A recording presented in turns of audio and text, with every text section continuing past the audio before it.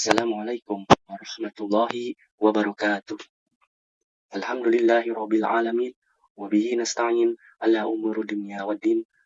Asyhadu an la ilaha illallah wa asyhadu anna Muhammadan abduhu wa rasuluh. Amma ba'd. Allahumma shalli ala Muhammad wa ala ali Muhammad kama shallaita ala ali Ibrahim wa ala ali Ibrahim fil alamin innaka Hamidum Majid. Anak-anakku yang soleh dan solehah, alhamdulillah luar biasa. Allahu Akbar. Baik, sebelum kita memulai pelajaran ini, kita awali dengan membaca doa agar kita diberi kemudahan dan ilmu yang bermanfaat. Bismillahirrahmanirrahim. Rabbi zidni ilma warzuqni fahma. Amin. Baik, di pertemuan kali ini, indahnya saling menghormati. Adapun materi pelajaran kita kali ini adalah surat Al-Kafirun. Agama Islam adalah agama rahmatan lil alamin. Rasulullah Shallallahu Alaihi Wasallam adalah teladan terbaik mengajarkan toleransi. Islam memandang perbedaan agama itu sebagai rahmat. Agama Islam mengajarkan untuk saling menghormati antar sesama. Contoh sikap toleransi Rasulullah Shallallahu Alaihi Wasallam adalah saat terjadi perselisihan antara kaum Muslim Quraisy dan Yahudi. Rasulullah Shallallahu Alaihi Wasallam menawarkan solusi agar hidup damai dan tentram dengan membuat piagam Madinah. Itu juga dengan bangsa Indonesia adalah bangsa yang majemuk atau berbagai macam agama. Saling menghormati dan menghargai antar sesama. Di Indonesia terdapat berbagai macam agama, di antaranya Islam, Katolik, Protestan, Konghucu, Hindu, dan Buddha. Dalam materi ini, kita akan belajar bersama Quran Surat Al-Kafirun. Surat Al-Kafirun termasuk golongan surat Makkiyah karena diturunkan di kota Mekah.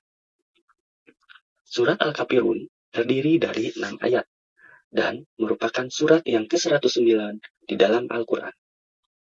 Al-Kafirun diturunkan setelah surat Al-Ma'un. Al-Kafirun sendiri artinya orang-orang kafir yang terdapat pada ayat pertama. Surat Al-Kafirun ditunjukkan kepada kaum musyrikin.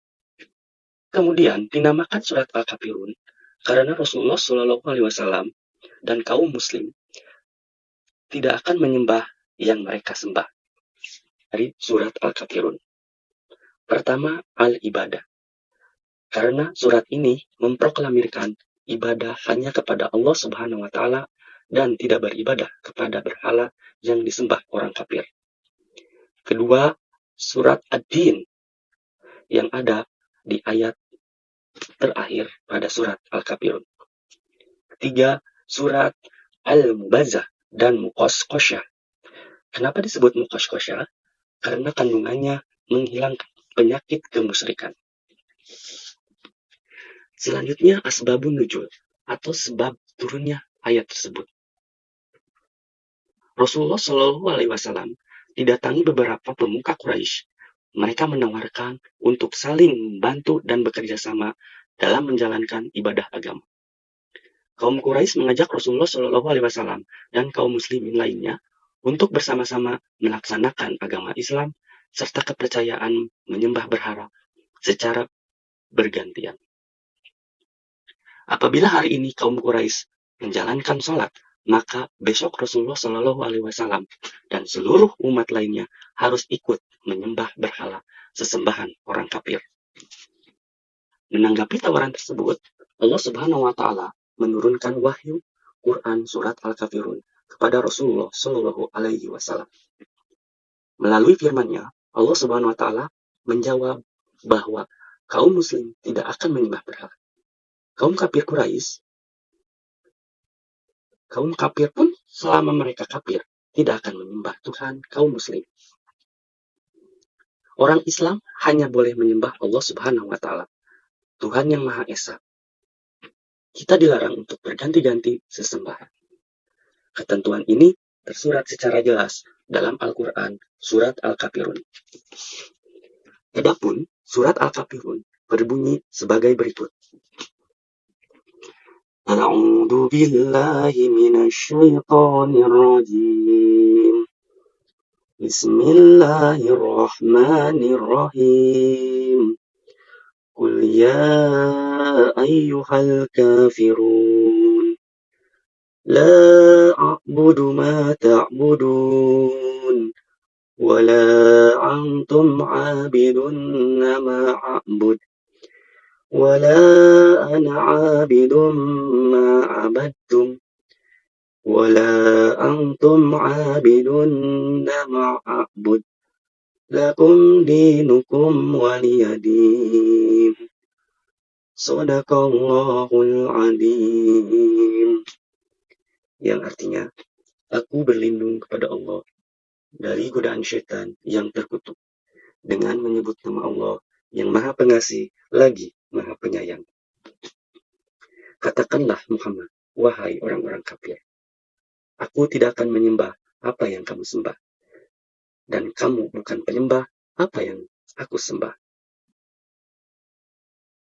Mari kita bersama memahami pesan dalam surat Al-Kafirun.